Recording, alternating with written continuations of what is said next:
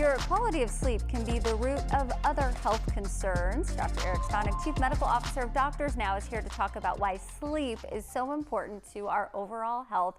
And we were talking about sleep earlier. Yeah, we need to not only get the right amount, but sometimes even if we think we are, we might not be getting a good quality. Is that right? Yeah, for sure. It's maybe the most important function in your whole health is your ability to get regular quality sleep throughout the nighttime.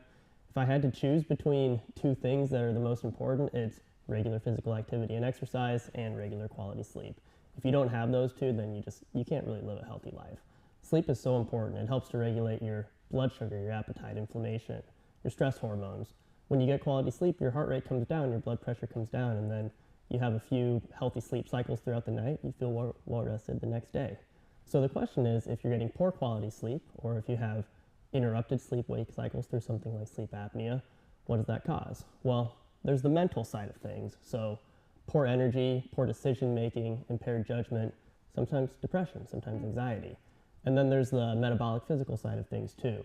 Impaired blood sugar control, obesity. It can be a risk factor for atherosclerotic heart disease or even cause something like atrial fibrillation, which is an irregular heart rhythm when the heart is under stress all the time.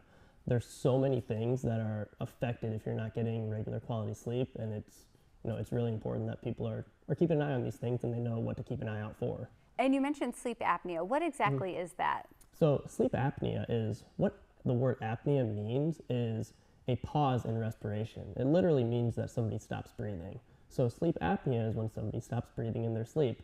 And I think a lot of people listening would be able to relate to that, maybe for themselves, but oftentimes for their spouse. If their spouse has these episodes where they're snoring throughout the night and then they suddenly stop breathing and then they restart, that person is almost guaranteed to have sleep apnea.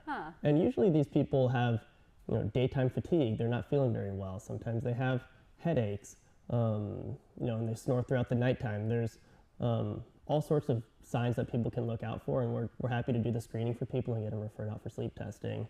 And you said headaches, so especially if they're morning headaches, or what about like dry mouth? If you wake up with dry mouth, is that a sign? Oftentimes it is. A lot of these people are mouth breathers, and it's an involuntary thing throughout the nighttime, but when you're doing a lot of mouth breathing instead of nasal breathing, that's something that their body has to do in order for them to breathe at nighttime, and so a lot of times they wake up with dry mouth.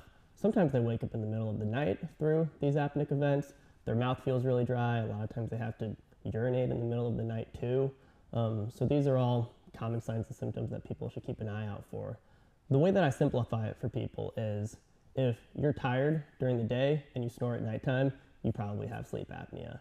And if you haven't been tested for it, then just getting established with primary care and getting tested is the first place to start, and then you can talk about next steps from there. So this is something that even if your doctor doesn't ask about it in a wellness visit, you should be bringing up if you're tired a lot, and especially if your partner says you snore, I guess. Yeah, absolutely, because there's a pretty low threshold to be tested for sleep apnea. Most of the sleep studies, whether it's in a sleep center or a home sleep study, are going to be covered by your insurance. If you just if you meet a few key criteria, then all of that testing should be covered.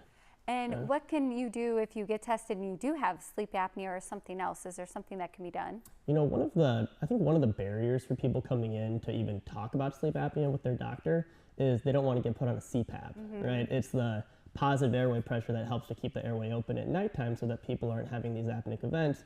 People don't want to be on a machine. People don't want to be on a mask.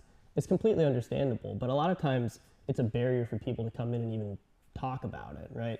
Getting tested is the first step, and then we can talk about next steps from there.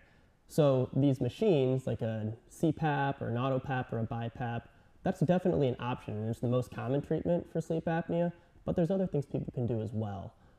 There's oral appliances that some doctor's office and dentist's office have. There's that new hypoglossal nerve stimulator, the Inspire, which helps to pull people's tongue forward at nighttime so they have to stop having these events. But also just weight loss. The overwhelming majority of people who have sleep apnea, they have some degree of excess body fat. They're overweight, they're obese, and a lot of that piles around their neck, and that's what causes these apneic events to occur at nighttime. So getting on some sort of exercise nutrition program, we offer medical weight loss at DoctorsNow too. So there's all sorts of things people can do to treat their sleep apnea. it doesn't necessarily mean you're going to be put on a machine for life. Well, good to know and good to get checked out for sure. For sure. Dr. Eric, thanks so much for being here. Thanks for having me.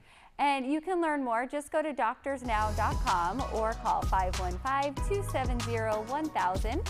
You'll find locations in Altoona, Johnston, and West Des Moines, and you can see more on social media.